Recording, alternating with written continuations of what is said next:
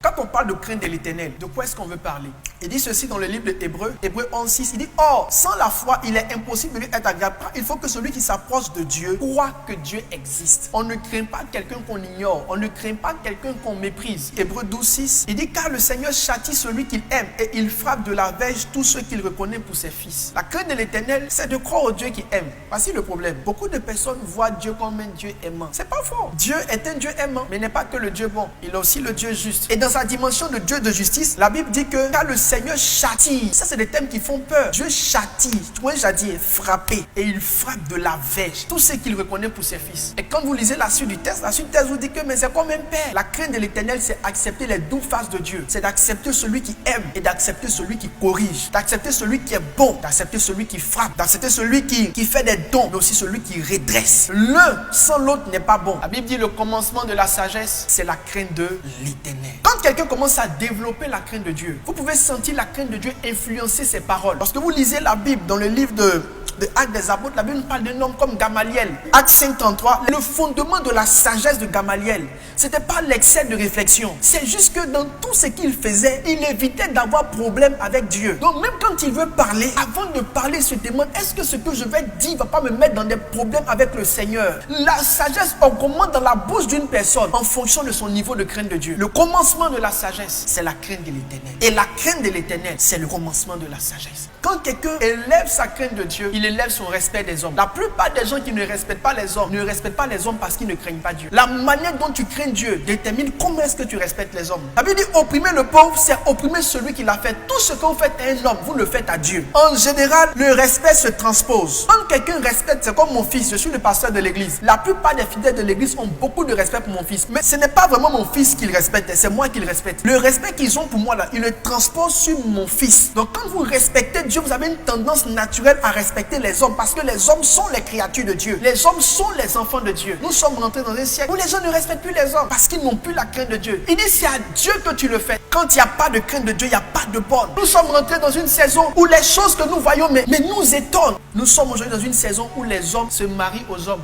Dieu ne te fait pas peur. Des nations qui ont légalisé l'homosexualité, c'est parce que vous ne craignez pas Dieu que vous pouvez fonctionner de la sorte. C'est incroyable de voir un monde où un papa marie sa fille, où une maman marie son fils. Dans quel monde sommes-nous entrés? Ton propre frère, un être humain comme toi, le découper comme de la viande, enlever son cœur, prendre son sang, parce qu'il n'y a plus de crainte de Dieu. Des gens qui sortent avec des animaux. Je regardais récemment dans un documentaire un hôtel où ce sont les animaux et les gens payent pour aller coucher avec des animaux. Tu allé prêcher dans les cités universitaires et je voyais de ces papas dans cette grosse voiture avec des jeunes filles qui sont même plus petites que leurs premiers enfants. Demandez à Noé, demandez ce qui s'est passé. Il a dit dans le livre de Genèse, il dit je vais exterminer toute la terre. Il était tellement fâché, il n'a même pas dit je vais exterminer les hommes. Il dit je vais exterminer tout ce qui vit, tout ce qui respire, même les animaux. Je vais les tuer. Est-ce que tu connais ce Dieu là? Tu l'as déjà connu? Il peut le faire. Celui qui a nettoyé la terre au temps de Noé, c'est le même que nous prions aujourd'hui. Il peut le faire. Son comportement là est encore là. Coronavirus, c'est un échantillon. Coronavirus n'a rien à voir avec le déluge. Dieu était tellement fâché qu'il a fait pleuvoir au pont.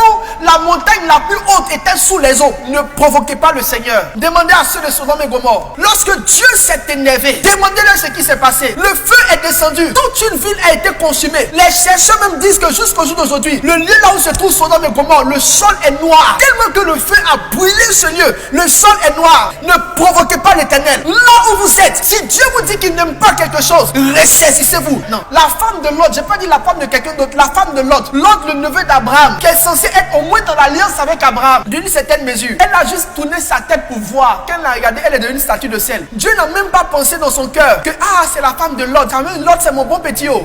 Ils ont 2 enfants, bien 3 enfants, ils ont des filles. Vraiment, les filles là seront orphelines de mère. La femme a regardé derrière, sel, direct. On pouvait préparer sauce avec le lendemain. Malheur à toi si tu tourmentes les mains de l'Éternel. Allez demander à Ananias et Saphira. Ils sont venus se présenter au Seigneur. En Actes le chapitre 5, ils ont simplement menti. À la même minute, les 2 ont été tués. Il dit, ce n'est pas à moi, c'est à l'esprit que vous avez menti. Pour avoir menti à l'esprit, les 2 sont morts. Je ne te parle pas de l'Ancien Testament, je te parle du Nouveau Testament.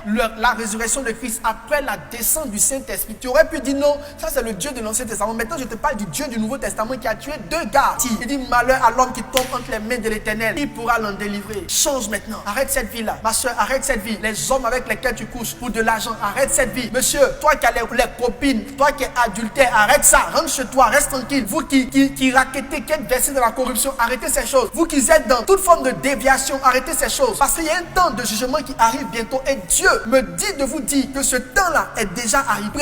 Prenez garde et n'excitez pas la colère de Dieu. C'est le temps pour toi de connaître la face de ce Dieu juste. Parce que le Dieu qui caresse là, tu as trop connu ça, donc ça t'a fait faire des excès. Maintenant, tu vas connaître le Dieu qui est juste. Craignez Dieu, ne vous amusez pas. Craignez Dieu. Souvenez-vous, lisez la Bible et souvenez-vous.